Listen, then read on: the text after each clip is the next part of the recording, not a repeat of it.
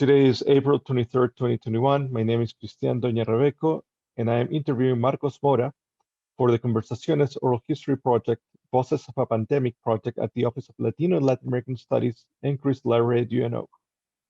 This project is in partnership with the Voces Oral History Center at the University of Texas at Austin. Please know, Marcos, that this interview will be placed in the University of Nebraska at Omaha's Dr. Cici and Mabel L. Chris Library and share with the Voces Oral History Center at the University of Texas at Austin. If there's anything you do not wish to answer or talk about, I will honor your wishes. Also, if there's something that you want to talk about, please bring it up and we'll talk about it. Because we're not conducting this interview in person, I need to record your consent. So I'll ask a series of 6 questions. Please say, yes, I agree, or no, I do not agree after each one. There are several questions we need to make sure you agree to before we go on. The Office of Latino and Latin American Studies and Chris Library wishes to archive your interview along with any other photographs and any other documentation at UNO's Dr. Cici and Mabel L. Chris Library. UNO's Chris Library will retain copyright of the interview and any other materials you donate to the Office of Latino and Latin American Studies at the University of Nebraska at Omaha. And here are the questions. Do you give the Office of Latino and Latin American Studies consent to archive your interview and your materials at UNO's Chris Library? Yes, I agree. Do you grant UNO's Chris Library right, title, and interest in copyright over the interview and any materials you provide? Yes, I agree. Do you agree to allow UNO's Chris Library to post this interview on the internet where it may be viewed by people around the world? Yes, I agree. Do you grant the Office of Latino and Latin American Studies consent to share your interview and your materials with the Voces Oral History Center at the University of Texas at Austin for inclusion in the Voces of a Pandemic Oral History mini project, which will include posting the interview on the internet? Yes, I agree. If there's any questions you don't understand or not clear enough, just let me know and I'll explain. We have many questions in the pre-interview form that we have already filled out. We use that information from the pre-interview to help in research. The entire form is kept in a secure Voces server at the University of Texas at Austin. Before Voces sends it to the Benson Library and to the Chris Library, we would have stripped out any contact information for yourself or family members. So that will not be part of your public file. Your public file will only be accessible at the Benson Library and Chris Library. Do you wish for us to share the rest of your interview in your public file available to researchers at the Benson? Repeat that again? Do you wish for us to share the rest of your interview in your public file and make it available to researchers at the Benson? Yes, I agree. And the last one, on occasion, the Office of Latino and Latin American Studies and Voces receive requests from journalists who wish to contact our interview subjects. We only deal with legitimate news outlets. Do you give consent for us to share your phone numbers or your email with journalists? Yes, I agree. Thanks, Marcos. So let's start by talking a little bit about you, where you're from, where you grew up, what did you study, and all of that about you. So I was actually born, well, I guess if we start from the beginning, my grandfather and his brothers came from Aguascalientes, Mexico, 1925, 1926. The first brother crossed 1925, then the other brothers crossed in 1926. Ended up here in Omaha, Nebraska in the 20s. So our family has a long history of, being in Omaha. My aunts and uncles, we've all been involved in the community. We got pictures, on 24th Street going way back to the, the 30s, 40s, 50s, generations and decades of time. So ironically, I've been raised here in Omaha, Nebraska and South Omaha, but I was born in Los Angeles, but my mom just took off for a little bit and I was born down there, but I've been raised here in Omaha, Nebraska. So we have one of the top 5 largest Mexican-American families here in Omaha, Nebraska. So we have a huge family because my grandfather and all them, and they had lots of kids. Everybody had a lot of kids. So we have a huge family. So our upbringing was always, we were always around, kind of like a bicultural, really upbringing. You know, when you went to school, you heard American music, and that's where I loved kind of rock and oldies and this and that. And at the same time, you know, on the cultural side, you know, we were always, from time we were little kids, we danced baile folclórico and at the Chicano Winter Center, which is now Latino Center of the Midlands. We danced as little kids with the traditional outfits, and we were exposed to, you know, music, you know, mariachi and different type of Latin music. You know, on the weekends when someone got married or whatever, we go to dances and everybody's dancing, you know, rancheras and corridos and cumbias and stuff. So, but then again, when you're at school, then you hear a total different thing. So it's almost like that bicultural upbringing that, you know, which I think is kind of a cool thing. You know, you get the best of both worlds. And thanks. And you went to school in South Omaha, and you went to UNO. What did you study at UNO? Yeah, I graduated from South High. Definitely went to all the different schools in South Omaha. I actually started off in Catholic school when I was younger, then later to public schools, and then went to UNO, had a scholarship, the Goodrich Scholarship Program, and I graduated in 1999 with an emphasis. Started off in business, then I went to Spanish, and then with a minor, secondary in music, and then Latino studies, Chicano Latino studies. And what do you do in the community? I know you have a business, but also you have a cultural organization. Tell me a little bit about your organization in the community. Sure. Well, like since we were younger, our family's always been involved in the community. So somehow it must have came full circle in my blood to do that. I think when we were at UNO, I think that's, you know, we started getting involved and going out and doing things, you know, in 1990 to 2000, Nebraska was ranked number 10th largest growth of Hispanics, Latinos in the country.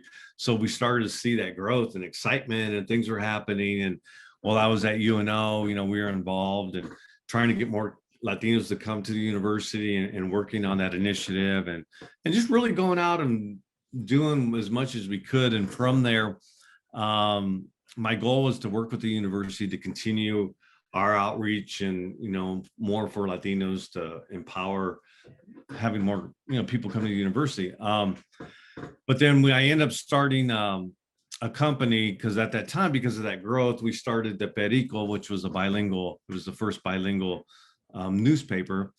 And then we started the Spanish Yellow Pages, Directorio Latino. And so that was 1999. I was graduating and then I started the business at the same time I was a senior. And it really took off. We called ourselves the Nebraska's, what do we say, it was the leaders in Spanish marketing, because we were kind of, I mean, a lot of that we were inventing. It's not like, you know, of course we knew it and we were doing it, but at the same time, these companies had no idea. They had no clue because we were in Midwest, our numbers were low as far as the Hispanic population at that time. So we became that bridge to bridge them onto the South Omaha Latino community. You know, we helped Cox Communications. We helped the Spanish radio stations when they're interviewing the DJ to bring them before they even started the Spanish radio. We were kind of it at that time because there was nothing else out there and they had no way of reaching the Spanish market. And so we were devising those ways of how we could do that. And really the newspaper went from a monthly to a bi-weekly, then it went to a weekly because they said, hey, we need to get information out every week to, you know, the Hispanics in South Omaha. So it really developed because of the interest in there. So it was a kind of an exciting time and our community was growing and things were happening all over and our growth was happening. More leaders were coming about. We saw a couple more professors come to the university. So there's just a lot of things happening. So, and at the same time I was involved in the arts. I've been, you know, doing dance when I was younger, but then I found a love for guitar, which I mainly played in rock bands when I was, you know, right after high school. And then I kind of came back and got into a mariachi group. And then I volunteered about 10 years to help teach young kids in mariachi. So every Monday for 10 years, I was teaching them. And Now we got tons of kids all over playing and got new groups playing. That was called Estritas de Omaha. That was started in 1990 by Dr. Jim Ramirez and Rosemary Flores. So really in 2000, I just kind of took it over to kind of help out and do that. And then from there, we kept it going and we changed our emphasis more. There's not as much teaching the kids the music. And at that time, we went into different schools and we were doing after school programs. We started writing curriculum because there wasn't. So basically in the arts with some of our grants, we had in those after school programs. And then in the last 10 years now, we've just been doing research basically to document the history of what Latinos have contributed, to the Omaha society, basically music, the arts, military, families, sports, and then festivals. That's kind of our emphasis right now. So that's what I kind of did with that. And then in the meantime, I got involved with Cinco de Mayo, and so I'm involved in that organization, and that's become the biggest, event in Omaha. Not just the biggest Latino event; it's probably the biggest Latino event in the Midwest till you get to probably Denver, down to Chicago or Dallas. But it's Omaha's biggest event, so that's grown huge. I'm involved in that, and then just a lot of other initiatives in the community, in South Omaha, always involved in. So it's kind of always something. We started the Barrientos Scholarship Foundation. I could kind of go on and on. I don't know how far you want me to go, but those are just some of the things that I've been involved in. No, that's wonderful because that leads directly to my next question. What do you see are the main problems that the Latino community has in South Omaha? I mean, we're going to talk in a few minutes more about COVID itself, but before COVID, what did you see were the needs that the community had? Well, Latinos in South Omaha, Omaha's been growing and development is going on. And, South Omaha, because before that, I think in the 80s, South Omaha was really dying. There was a lot of vacancies. The population was getting older. And then Latinos come in, which have kind of that entrepreneur spirit. They really revived South Omaha. There's no vacancies, and there was a revitalization. John Barrientos spearheaded the redevelopment to kind of get that done. But I think when we look at now, you can see throughout this time that we've been hard workers and our population's growing even more in different segments. And I think the business sector is going to continue to grow. But I think our struggle now is the inequities that we face as a Hispanic society, that we're not really given the same opportunities. I mean, what I see as barriers is, for example, we have a number of Fortune 500 companies, but we have no leadership in those companies. We don't have anybody up. We have all the worker bees down here, and we got a couple of managers, but we don't have the VPs. We don't have the presidents. We don't have the people that can push the button and say, hey, we want to make this happen. Because I think the mainstream society, they're so used, at least in Omaha, because, we have South Omaha's Latinos, North Omaha's Blacks, and then 42nd on out west is whites. It's very segregated. So people are very detached and don't know what's going on. And I think the problem is they're so caught in their bubble or their narrow, funnel here that they don't see the rest of everything else. They know what they're comfortable with. So I think the problem is that they don't, take the time to look and bridge the other communities on, especially Latinos. So I think we face a lot of inequities, especially in funding. Right now, we're looking at funding. We don't get the equal funding as anyone, whether it's, for example, our Museo Latino, I think there's only a handful in the country, very unique. And you have the other museums, but she doesn't get any equal funding compared to anyone else. Our Latino Center of the Midlands, which I think has been around the longest standing nonprofit I think that we have in South Omaha. But when you look at their overall budget, they don't get the same funding compared to some of these other ones. So we're just, we're kind of given the crumbs, we're given the leftovers, and they want us to fight over it. But we're saying, no, you know what? We're hard workers in our community, our kids, our families, our society.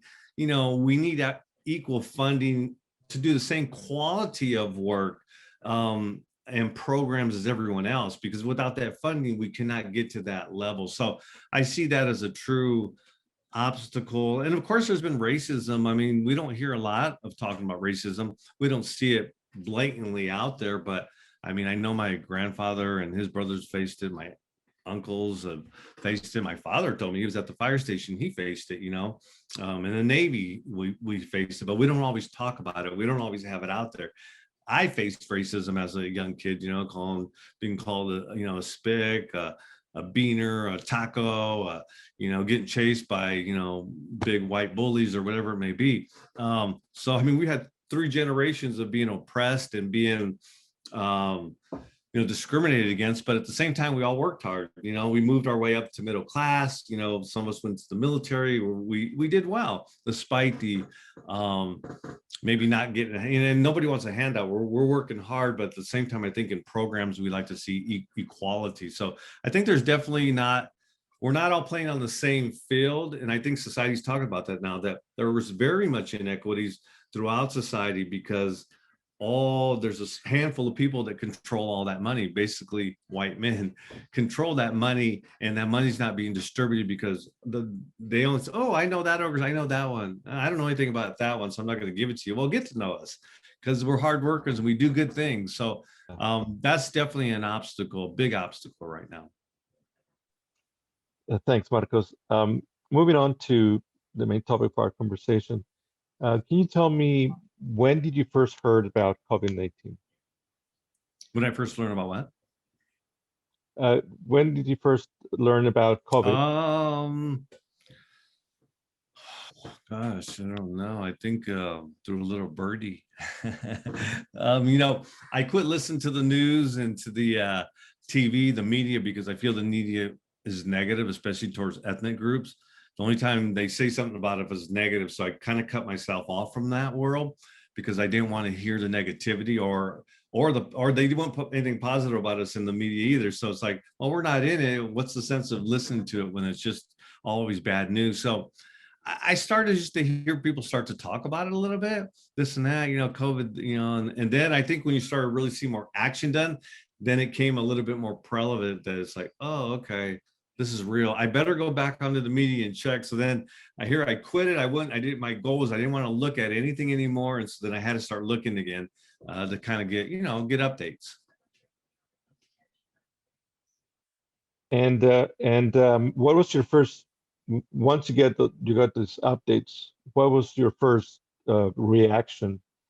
Did you already knew this was something that was going to be as big as it is, or you thought it was something that will go away in a couple of weeks? I think it was the uncertainty and being a little nervous because you know, so then you're researching, okay, what is it? What is going on? Can I catch it? You know, because the whole media vibe was very kind of scary. Everyone, that's all they were talking about. It's like, oh my gosh, you know, da da da, da, and everyone's talking about that.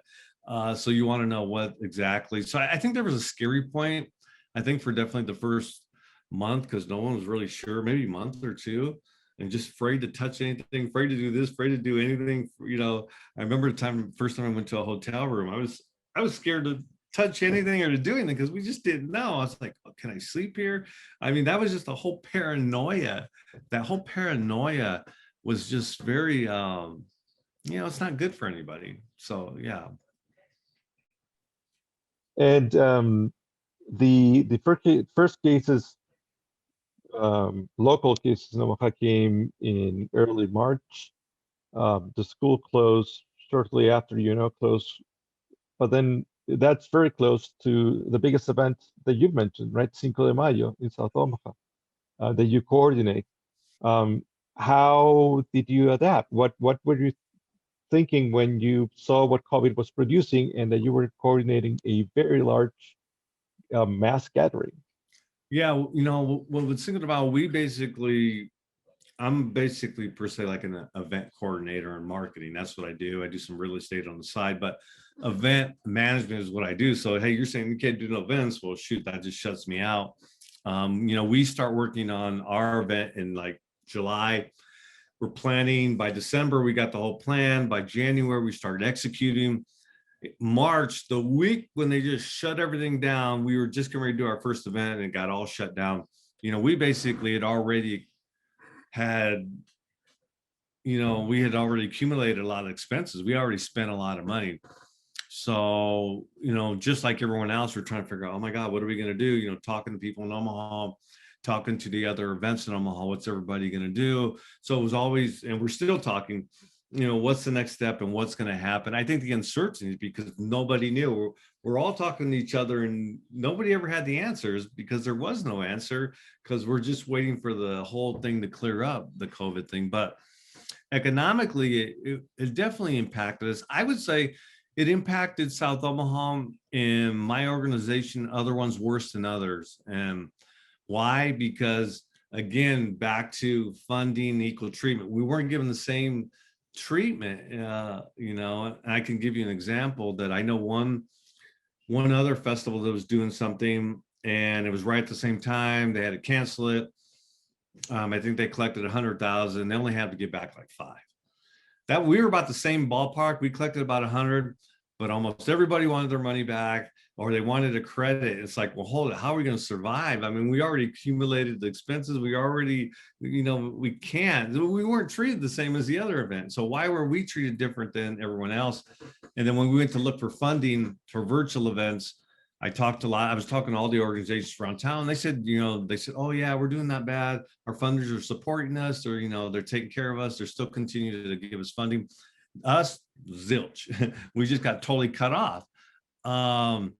So that was a huge challenge for us to try to do this event. We couldn't do it. And then we're just totally cut off. One is we're already cut off from the world because we can't really go out because of COVID. And then 2, our organization of funding was just totally cut off. And later in the year, were you able to apply to any of the relief funds?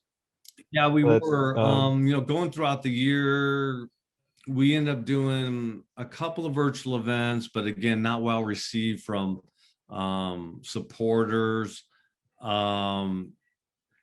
And then, yeah, that's really if it wouldn't have been for that, I don't even know. I probably have a different job or a different something to do, because, because we work on a year round basis, with interns and with people and contractors and everything else. And luckily we got a couple grants that really saved us. Without those, we would have never survived. So yeah, that was very, very crucial. But then, we got that funding, but later you heard just a few weeks ago that all that funding distributed millions of dollars.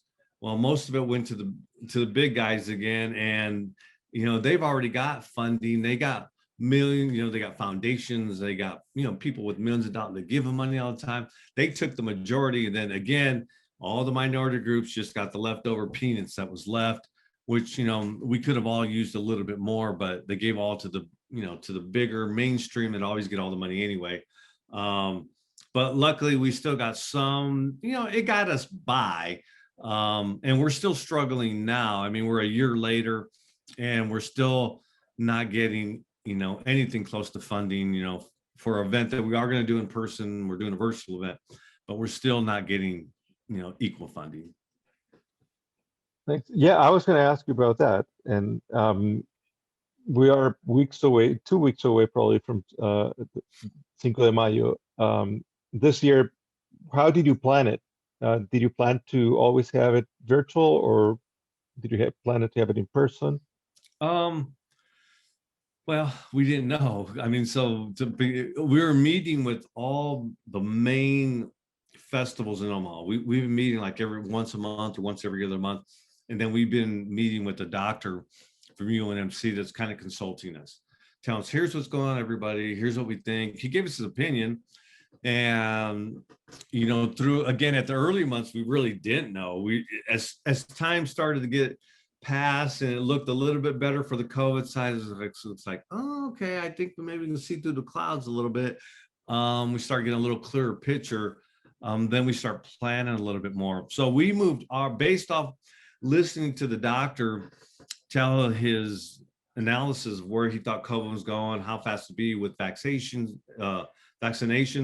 that he thought after June would be okay. April, May, kind of like, we'll be getting there. But at that time, Vaccines were just starting. They weren't sure, but the new president has basically been keeping them out. I think they're right on target. So we decided to move our event back a month to June, kick it off with a virtual event because some companies still can't do anything. Their policy says, we're not doing anything to the end of June. So we did a virtual event to kind of highlight our community. And then in June to do the actual festival. So, but when you think about it, nothing has really per se happened as far as a big event yet. Not really till June. There'll be a festival before us. The first week of June will be the second big festival. And then after that, the College World Series. So in June, that's going to be the real test to see where it goes. I mean, it sounds like they're right on target for vaccines. Most people by then should have hopefully the opportunity. But they said definitely by July, August, September, things would look a lot better, which we have our sister event, which is Fiestas Patrias Omaha in September. By then, God willing, it should be decent. Tell me a little bit about the event itself. It's in South Omaha. It's in a park. It's in the streets.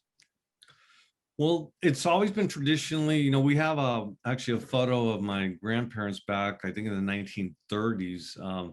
The first Mexican festival was documented in 1920 along South 24th Street. It said there were 500 Mexicans, gathering to celebrate 16 de Septiembre, Mexico's Independence Day. So ironically, last year was supposed to be our big celebration for our 100-year anniversary, which is really, it's very unique that, especially for a town that's always been mainly white, to have an ethnic group that's basically celebrating the longest standing, ethnic group to have, festivals going for 100 years, longer than the Italians and the Czechs and everyone else they've been doing it. So I think that's pretty unique. So it's always been traditionally done in historic South 24th Street. The heart of it is 24th and N, and it might move around a little bit. I think in some early years they even had it in the basement of the Chicano Winter Center. They had it in the plaza, they had it down by the church. It would move around here and there, but as it got bigger, and then they incorporated the parade, it became more and more. You really seen again. You see that growth of the festival. You look at the pictures, which are really cool to look at the black and whites in the 70s. And then we look at the 80s, they had the parade going down 24th. Not a lot of as many people, there were people there, but, it was very sparse. But now when you look at it, tons of people, but the 90s is when it really kicked off. It just grew by leaps and bounds. And I think Cinco de Mayo is really not as meaningful to Latinos, to Raza, to Mexicanos, because that's not their Independence Day. It was, why did they pick the 5th of May, for the Battle of Puebla? I don't know, but it really became more commercially successful. And I think the United States is good at that. Why that happens, I don't know. I mean, even St. Patrick's, what is St. Patrick's? I've seen a bunch of Mexicans and Latinos they're out drinking green beer. Why? St. Patrick's is just another. I think the United States has been good at gimmicks. That's why we have all these different things. And Cinco de Mayo has really just become I think it's become a commercial success, because it's very popular.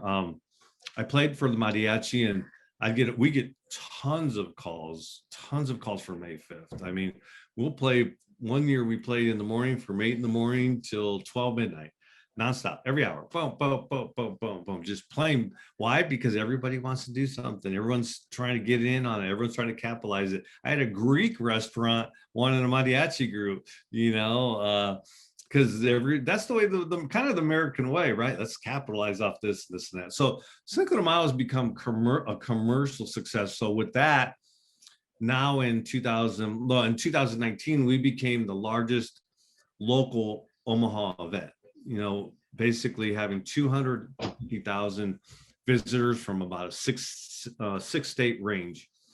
So it's just tremendously grown over the years.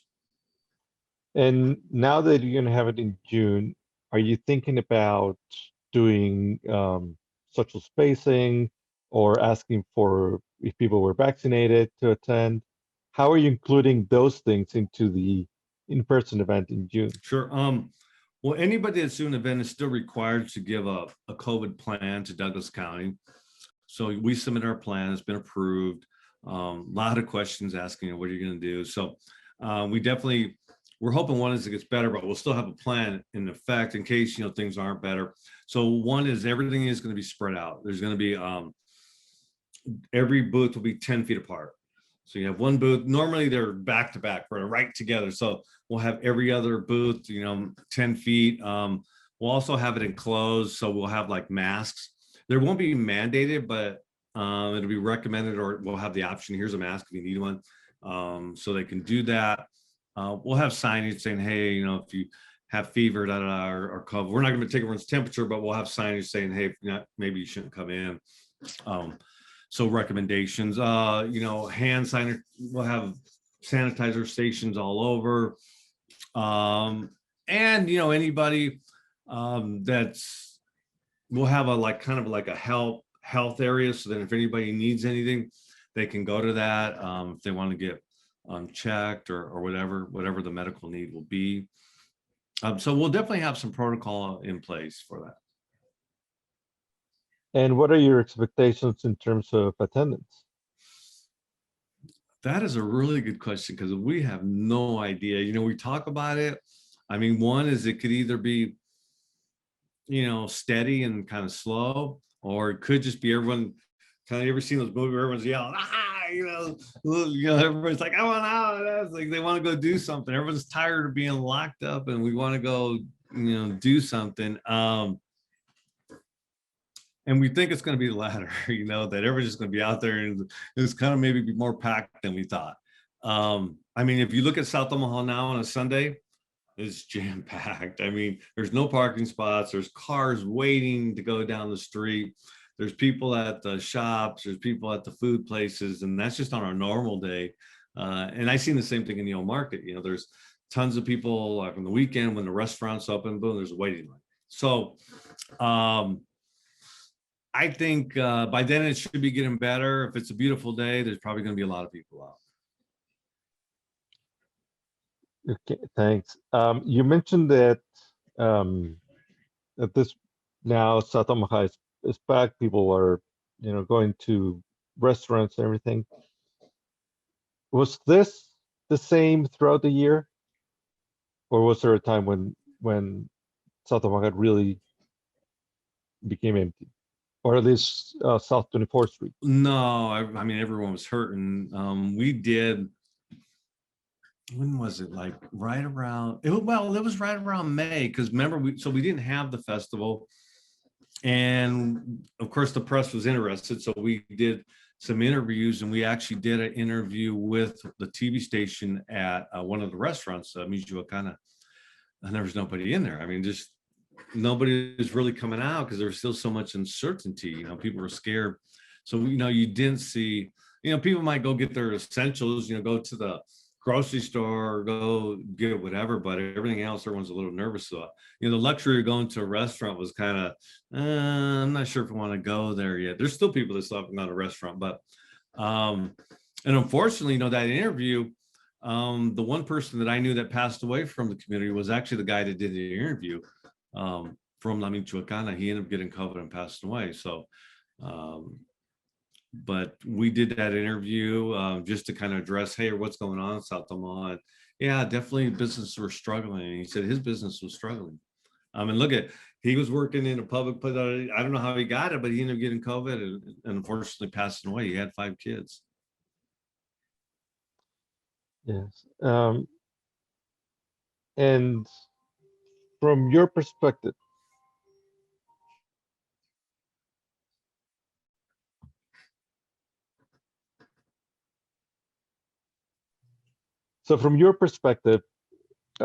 what have been the main effects of COVID in the Latino community in Omaha and in South Omaha?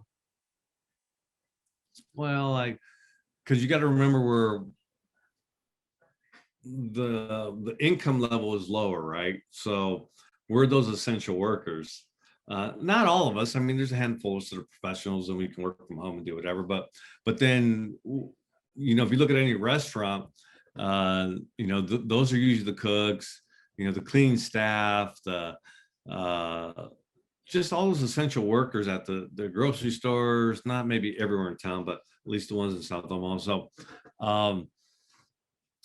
how does one survive, especially if one's not, doesn't have, all the credentials or whatever they may need, or doesn't have savings, those type of families are living paycheck to paycheck and it's just hard survival. And then all of a sudden, okay, what am I going to do? Not work or work, am I going to still work at the grocery store? Well, I still got to pay my bills. So I think that was, hard on the community. I know I still do mariachi on the side. I played at funerals, people that passed away from COVID. And we weren't masked with the mariachi. That was the kind of thing that we did. But, people, we heard about the packing houses because everyone still wants their meat. Someone's still got to cut it, get it ready. But at the same time, you put yourself to exposure. I mean, I started to see people and hear people that I knew, they got it. Like I know a number of people at the packing houses, they got it. And then one of them was a mariachi, and then because he plays with other mariachis, then they got it, then it goes on and on and gets passed on to everyone. So, because everyone still needs to survive, what are you going to do if you don't have that savings or that luxury that you can work from home on your computer? So that was really tough on our community. I mean, we heard a little bit about it out there, but I don't, sometimes people only care about themselves. I mean, that there wasn't that much concern. There was some unemployment money that was given, but not everyone can apply for that, or have access to that, or even I know I helped some people. It wasn't an easy task, to try to get all that paperwork in and get it done. It wasn't something easy that comes overnight. So yeah, definitely a lot of obstacles for Spanish speaking families in South Omaha. Did you see, or do you know if any of the main stores and restaurants in South 24 where the Cinco de Mayo festival is, did they have to close? Do they, or did everything survived at the end? Well, there were some usually there's no vacancies in South Omaha. There's no vacancies. And that was one of the first times that you saw vacancies come open, hey, for rent. You never see that, but how is a clothing store going to survive during a pandemic? Nobody's going to go get clothes. I mean, my one friend, she has a salon de belleza, she has a hair shop. I don't even think people were allowed to do haircuts at that time, so she had a hard time. Eventually, once they finally let people come in, they had to wear masks, but then people were still slow at coming in and getting their haircut. I mean, I don't think I went and got my haircut for a few months or at least a couple months. I can't remember how long it was, but so, that's 2 to 4 months of, certain people that their business was just completely shut down. Then you still have rent and everything else. So yeah, that was just a really, really tough time on those businesses, a number of them. And like I said, some of them are gone. Some of them still survived. I don't know how, but some did. Thanks. Now, thinking about more about your family and your personal life. You mentioned that you have a large family. How did COVID impacted your family life, both with your partner, children, and with your extended family? Well, I think one is first you start the isolation point. It's like you love your loved ones, but being around each other all the time, it's like, oh my God, that's tough,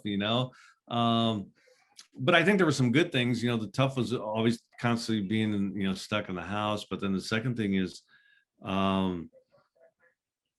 two pros and cons. Example, Thanksgiving. We did just Thanksgiving with our own immediate family. And that was the first time, because as far as I can remember, since I was a kid, we always got together like with my mom and sisters and all the kids and stuff like that. And then on Christmas, ever since, again, I was a little kid, we would go to my grandparents' house every Sunday. And then on Christmas, we do Christmas in a summer activity. We get all of our cousins. My aunts and uncles are basically like, my mom and dad. My cousins are like my brothers and sisters. Because why? We've grown up and done stuff ever since we were little kids. We've been around each other. This was the first time I was like, wow, this is the first time we never got together. We never got together, for that Thanksgiving celebration, for the Christmas celebration, for the summer celebration. We couldn't do it. And that was the very, very first time. And I thought, wow, that's kind of sad. We've been doing this since and now we're not doing it. So I think that was kind of hard. I think, especially I think because as they're getting older, aunts and uncles, you don't want them to get sick, but at the same time you miss them. You want to see them, how they're doing. There was limitations on being able to see them. We did have one cousin on my grandfather's brother's side that, he died. He got COVID. Fortunately, at least on our side, nobody passed. Some people got sick. Some people got it, but no one died. But I think we had one in the entire family, I think, that passed away. But it was scary. And at the same time, it was just, everything's on hiatus for a whole year. It's like, oh my God, we can't do this, can't do that. We can talk on the phone. The cool thing was that I started calling people and talking to people. Like my uncle said, he's in California, but he's making phone calls, catching up on things because he's a comedian and he travels around the world, but the entertainment world is just shut off. So he's not doing anything. So the cool thing was he was spending time calling people, and so was I. I remember I would walk. I was starting to get a little anxious and got like, oh my God. And I would go to Colorado, New Mexico, and I would walk for hours. Some days I'd walk 8-10 hours a day. And sometimes I would just be talking to people. And it felt really good. That was my therapy, because how do I deal with this? How do I deal with this whole aspect? I'm not a person that can sit still or be confined.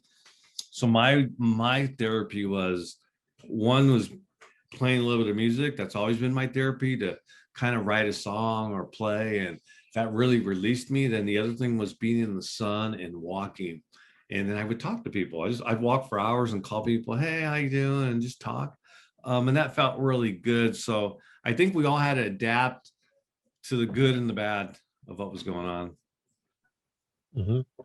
And have you started doing things with your extended family again, or you're still cautious about that? We have, because like I think all my aunts and uncles have gotten vaccinated now. I'm over at my tia's house right now, my aunt's house. So, and, I'm used to seeing them more often. So, we've been taking them food. Sometimes I just, hey, the food's outside your door, pick it up, But now that it's better, now we can go in. And we would still wear our masks, Once we at least knew about the pandemic, that what was safe and not, then at least we knew, okay, we can go in, wear our mask, and at least see them now. Now we're starting to feel that, since, most of us have gotten the vaccinated, that, now we can spend a little bit more time. It's still not the way it was yet, because I think there's still a little bit of paranoia, but it's definitely better.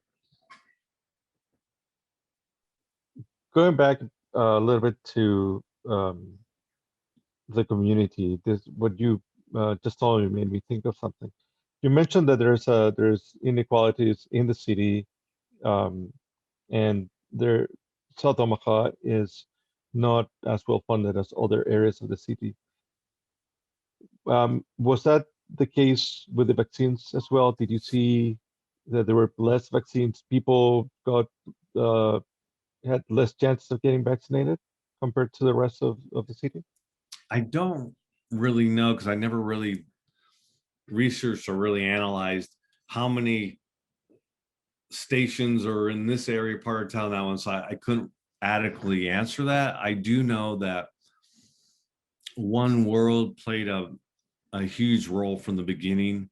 One World, health centers that, I remember when they started, you could go get tested but there was a huge line. I mean, there was a line blocks long. You have to wait forever just to get at the beginning. You had to wait a long time. But I think they were always there. And now with the vaccinations, they're just vaccinating around, as much as they can. And now you're starting to see that they're kind of all over. I think at the beginning, there was just maybe only one, maybe two places, but how did it compare to everyone else? I don't know. That would be a good question to find out. I'm sure like everything else, probably not. We probably had one or two, and other places had, 5 or 10, and knowing, the way it is, but I don't personally know, but I do know that there was access, but there were long lines to get it. Thanks. Now, thinking about that, it's been 14 months, 15 months since all this started. And there's the idea that this will be better in the future, in the near future. What do you think how do you think your life is going to be different after things return to some form of normalcy? How will it be different? Or are you just going to go back to the same things you're doing before? There's some things I actually like. I was a kind of a germophobic anyway, especially during the winter. I was always trying to eliminate how to get the common cold and the flu. And my goal I quit doing the flu shot because I kept feeling like I kept getting sick. So I put the flu shot in my, I guess my thought was if I just don't touch any germs, whatever, I won't get sick. And there were a couple winters I didn't, because I would try not to, touch any, door handles or this or that. I'll wash my hands. So I didn't really like in the wintertime, I just didn't like shaking hands or touching too much stuff. So I was already at that point. So when they said, hey, we don't have to, it's like, great. I didn't want to do it anyway, so I don't know, adapting more in the future. One is I hope it stays that way. I'm okay with giving over a little fist bump or not shaking anybody's hand. I'm actually fine with that anyway. Aside from that, I think as a society, we need that human interaction. I mean, I've seen how it's affected people I know. I've seen how anxiety that has come upon people. I know just a couple of weeks ago, I had got 2 calls in the same day of individuals that I know that their kids killed themselves, and no one ever wants to hear that or see that, but we know that, depression has hit, this anxiety of, we're not meant to be, so isolated, I think, as human beings. So I think we need to get back out there as a society, as a person, to interact, with everybody, to I think it feels better. I think the sun feels good. That's why I kept doing it. I told you need to get outside, walk a little bit. You need to get some of that vitamin E. It's good for our being, for who we are. So I hope it gets back better, and that we can start becoming an interactional society. To be honest, I don't like Zoom calls. I don't like, I'd rather have or when we're in a meeting, I sometimes like it when we're in person compared to doing it on the Zoom. Are there some advantages? Yeah.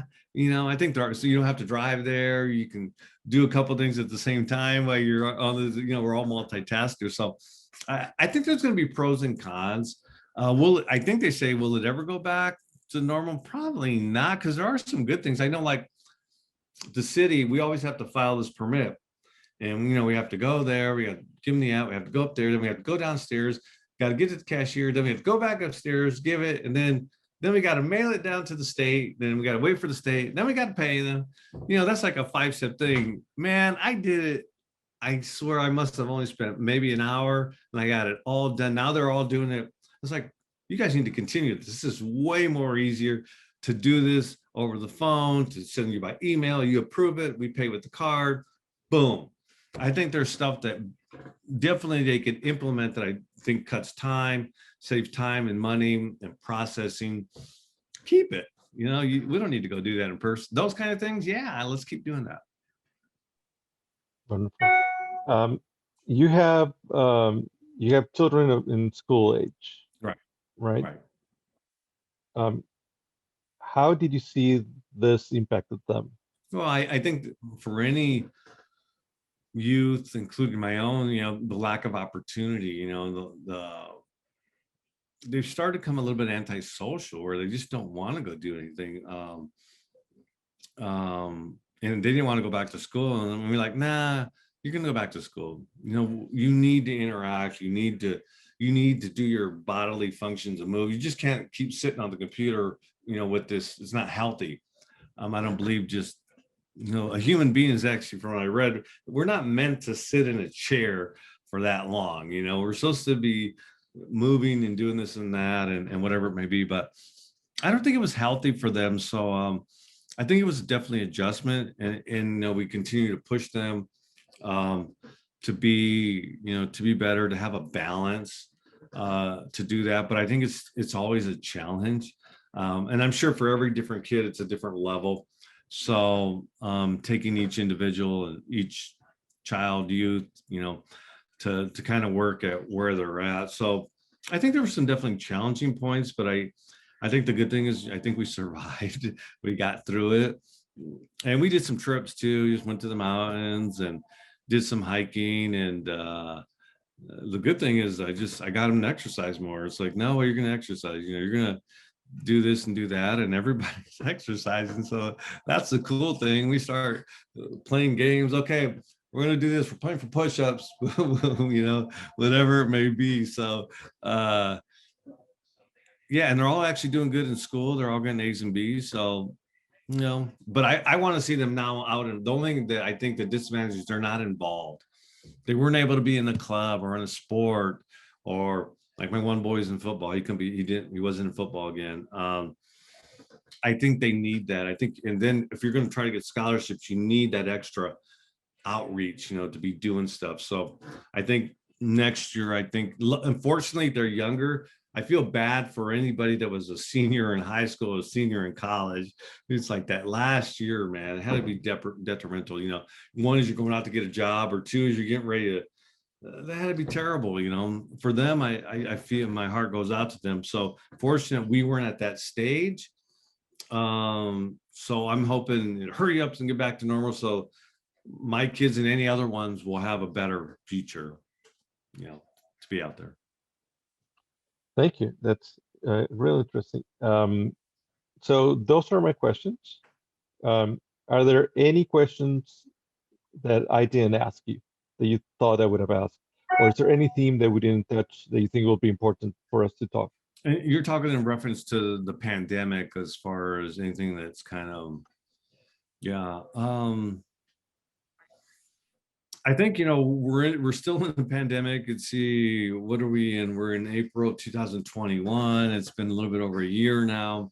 Are things back to normal? No, they're definitely not back to normal. I don't know if they'll ever go back to normal society the way we knew it. I think if we can take the good, the good parts of what came out of it, that'd be great. The other parts, hopefully they'll go back to normal. So I'm hoping just for the best for everyone, that everyone can have healthy minds and healthy bodies and do well, especially for kids and youth. I think a lot of people have died, and hopefully we can come out appreciating, our loved ones and friends and family and society a little bit more. I think we see our indifferences in this world, and I think, society and people can be a beautiful thing. I know there's some ugliness in the world, but I always like to look at the more positive side, that, this person, that person, they're all unique. They're a little bit different. Well, that's what makes it beautiful. That's what makes cultural and different societies unique and beautiful, by our differences. So I'm hoping that we can get back out into the world and explore that and talk to people and get out there and do that after this is all said and done, and that we're not locked up in a little bubble, and that we'll come out of our bubbles and learn to, live life again. That is a great way to end our conversation. Thank you very much for your time. Thank you very much for this interview. Yeah, it's been my pleasure.